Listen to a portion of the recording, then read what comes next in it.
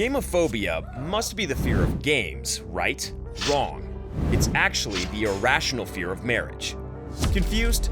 Well, that's the basis for this misleading and fearful game of trivia, mime, and memory.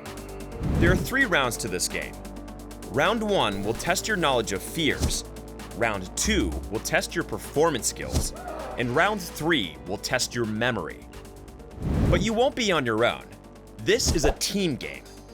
You'll work together with your teammates to outscore the opposing team across all 3 rounds. The winner is the one with the most points at the end. Simple. To play, find at least 3 other people and divide into 2 teams. You'll also need a pen and paper for keeping score. Or, as it's the 21st century, use your phone. Shuffle all the cards and deal out 10 to both teams, yellow side up. Remove any remaining cards from the game. The team that goes first is the one that contains someone who suffers from phobia. That's someone who's afraid of losing. Round 1 is called testophobia. It's a trivia round.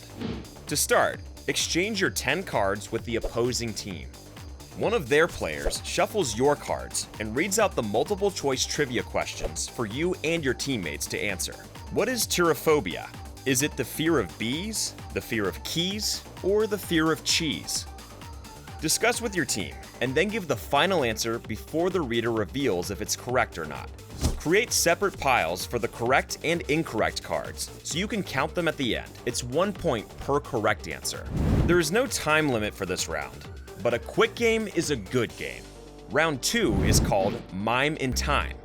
Simply mime fears for your teammates to guess. Swap your cards with the other team so you've got your original cards back, and then shuffle them. Choose one member of your team to act out the fears. Flip the sand timer. You've got 60 seconds to get as many correct answers as possible. You can either answer with the phobia name or the definition of the fear. For example, ornithophobia, or the fear of birds. You can pass as many times as you want and come back to those cards later. But don't forget, you've only got 60 seconds. Keep all your correctly answered cards together so you can count them at the end. It's 1 point per correct answer. Round 3 is called It's All Greek to Me. It's the reverse of round 1. To start, swap your 10 cards with the opposing team. They will choose a player to shuffle and read out the fears to your team. You must answer with the correct phobia name. You will only need the pink side of the card for this round. As with the first round, you've got to provide a final answer to each question before the reader reveals if it's correct or not. Make sure you discuss it with your team before you answer. So, what is the fear of tomato ketchup called? Glossophobia? Tomato ketchup phobia? Mortuus phobia? Yes, that's it. Easy to say, too. We all know these words present a pronunciation conundrum, so you might want to give yourselves a bit of leeway in terms of what you'll accept as a correct answer. Remember, folks, it's 1 point per correct answer.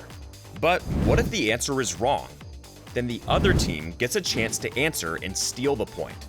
The player reading from the card isn't allowed to answer or help their teammates to steal, for obvious reasons.